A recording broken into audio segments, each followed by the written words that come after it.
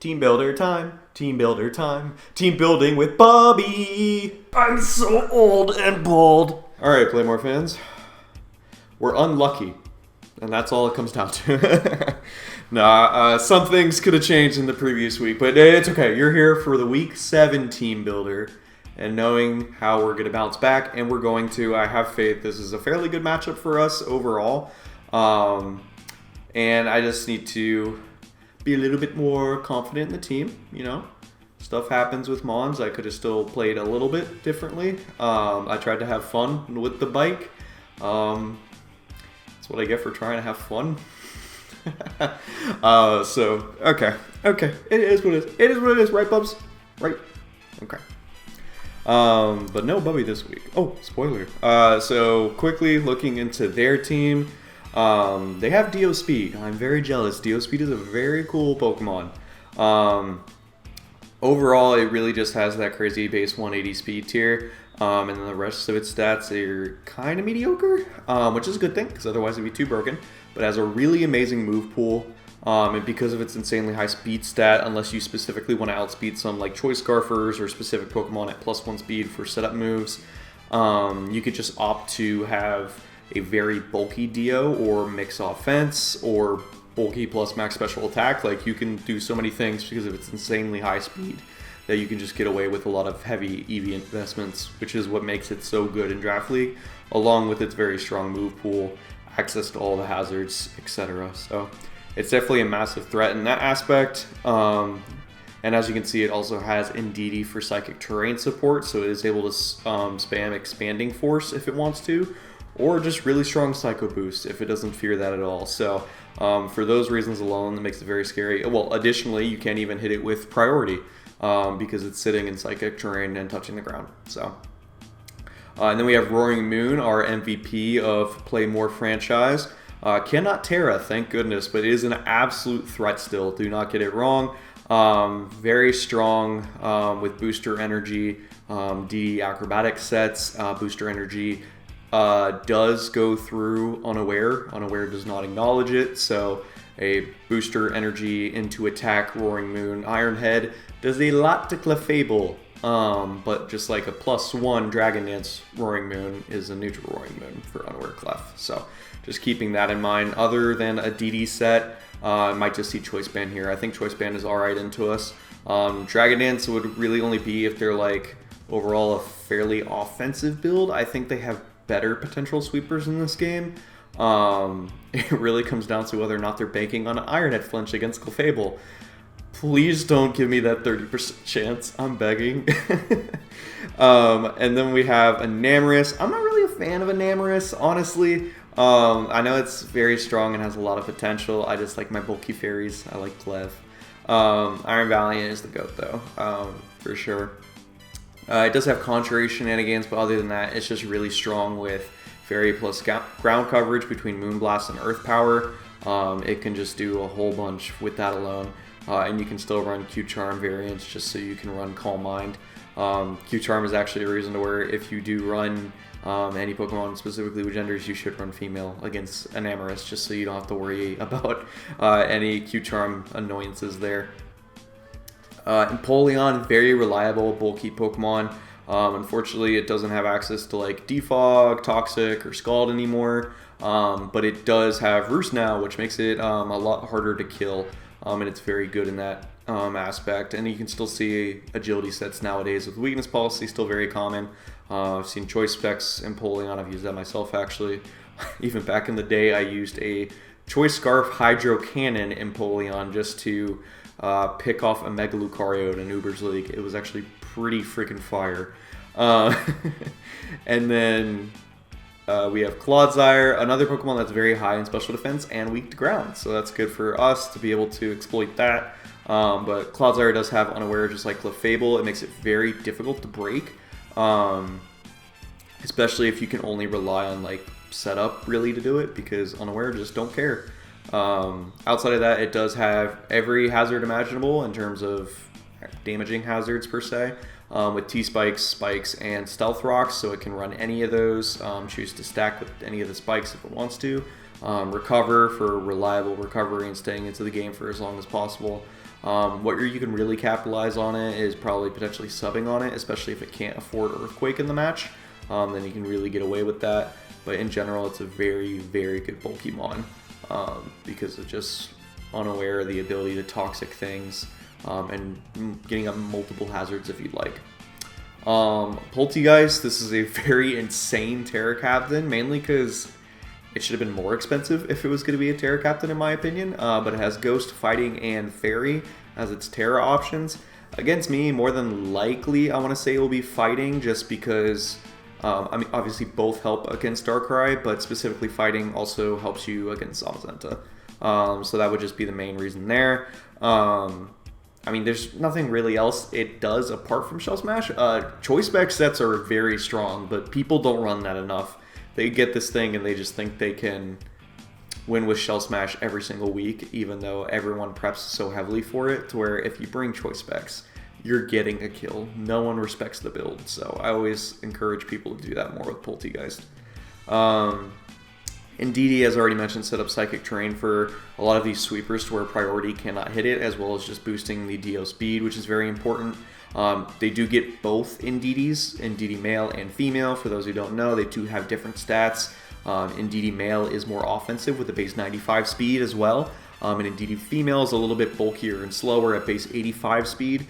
They have a few different moves, but it's really not like too drastic of a change, at least in singles. Typically, if it's going to be like Encore or Healing Wish with any support options, other than that, you're running your stabs, and then maybe Dazzling Gleam or something along those lines. But if Indeedee comes, I would really only expect either a Choice Scarf set or with Trick probably, or a Terrain Extender to really help out with DO speed and any of his other setups. So next is Galvantula, obviously just known for webs, and webs with this offense is pretty scary, not going to lie there. So we definitely need to bring a form of hazard removal into this game, whether that's Blastoise or Mousehold. And it can Terra into Electric, Grass, or Ghost. Ghost obviously being able to block any Rapid Spin that's trying to remove the hazards, which is good there. I always like seeing that on Galvantula. So, I mean, it's fairly strong and it can run Thunder with Compound Eyes. But overall, it's one of those Pokemon that I've definitely like fallen off a little bit with power creep over time, and people really only draft it for Sticky Webs, where I'm a believer where if you cannot get Ribombay or Araquanid, don't even bother, because a lot of the other ones just aren't as good to me, in my opinion at least. Trust me, after using Galv. And then we have Hisuian Decidueye. This can also Terra. 3 pretty strong Terra Captains in my opinion. Poltegeist. This cannot Terra. Cut that, Landon. Hisuian Decidueye is interesting Pokemon, definitely a forgotten Pokemon. It gets a crazy move in triple arrows that can crit, get a defense drop, and flinch. All percent chances. Good thing I'm an unlucky person. So looking forward to that. I really don't expect it to come, but it can have defog in terms of removing hazards for their own benefit. But I really don't expect that, and I don't think a setup or really strong offensive set makes sense against me with Moltres, Uxie, and Mach. And then Colossal, very strong Terra Captain here. I see it grabbed a lot and always getting access to Terra because you get to remove that really bad typing in Fire and Rock, while having a reliable Rapid Spinner and Hazard Setter now that's either like Terra Water or Terra Fairy, which is very strong, which are their 2 additional types here. More than likely, I think we would see Fairy if we did see it on Colossal this week. It can be pretty annoying to get Flame Body burns on some of our Pokemon, which is just always a threat for a lot of our physical breakers like Zamazenta and Breloom, and Mousehold, of course.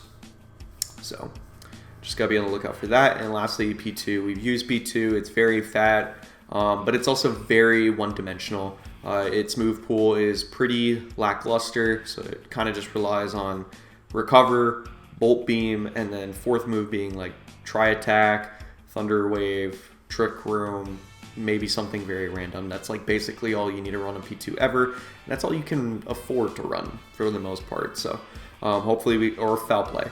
So we should be able to capitalize on that in a certain way. And just a reminder for a transaction on our team, well, a few technically. We did drop Gyarados for Uxie, and then our Terra Captain changed to Sandy Shocks, now with either Electric Fairy or Ice. And then Mousehold also changed his Terra from Fighting to Fire. And you're actually going to see every single transaction in the build this week. So kicking it off, we do have Bald, the brand new member of the team in Uxie.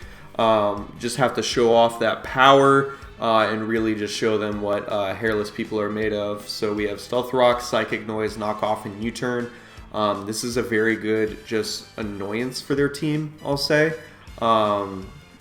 First, I really like now how I can have Hazards on something else that's not Clefable, which always has Moveslot Syndrome or Sandy Shocks, that now I can use more as an offensive Pokemon towards mid or late game instead of relying on it for early game hazards. So, but Psychic Noise is great in not allowing them to recover with any of their fat, really. And Empoleon, Clodsire, Porygon 2.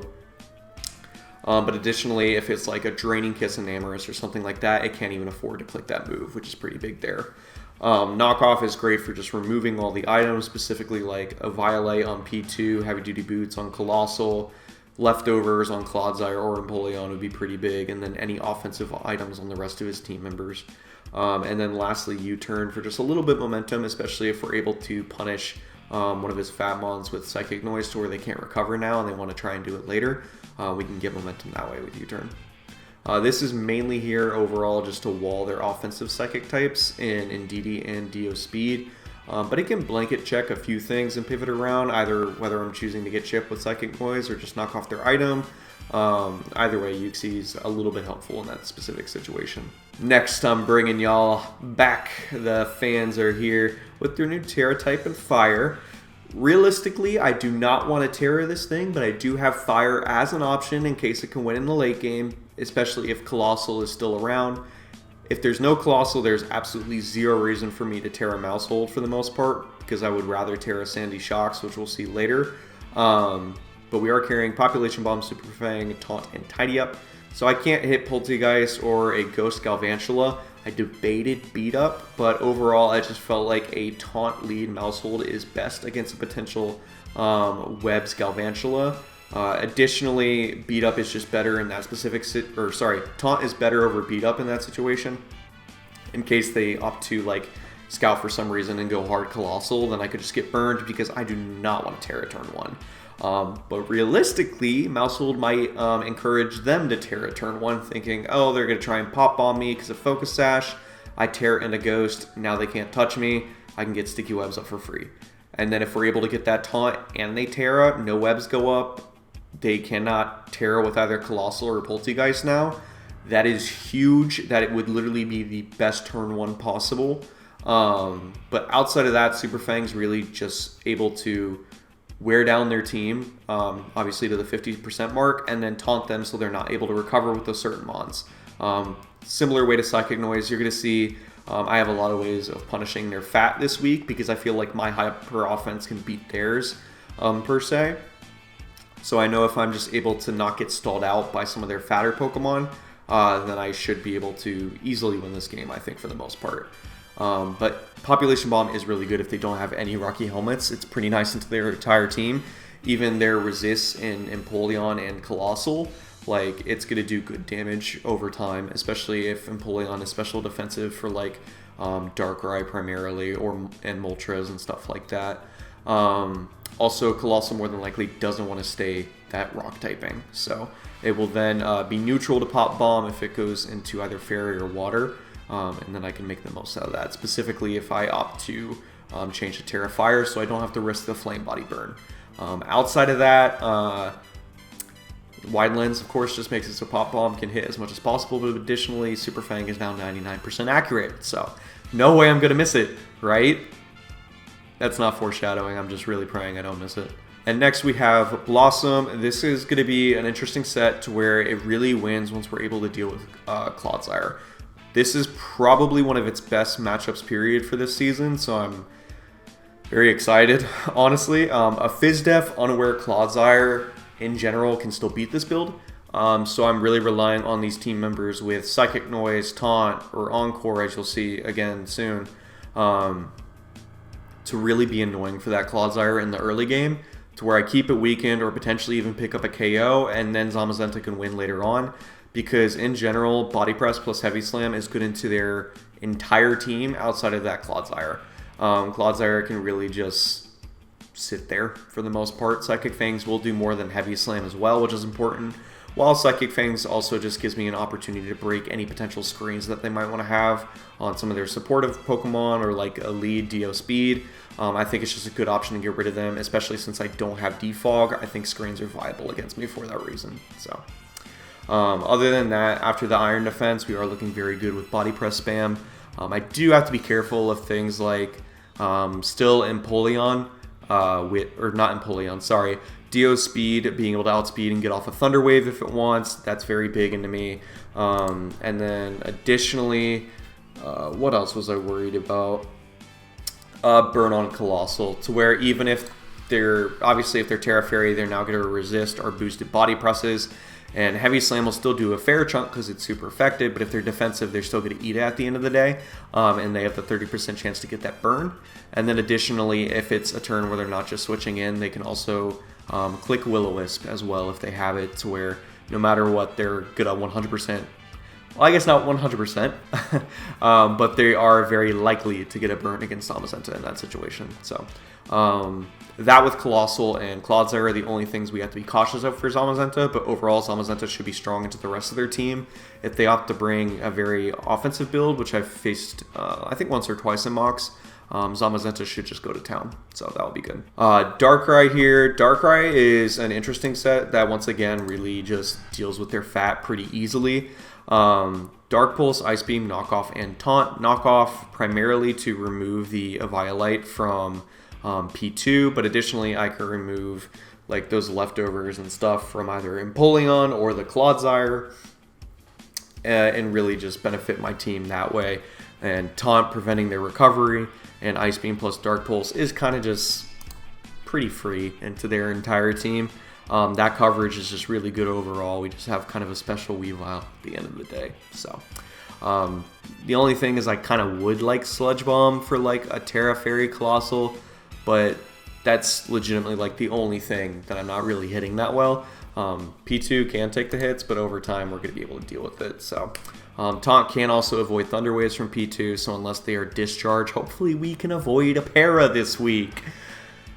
Yeah!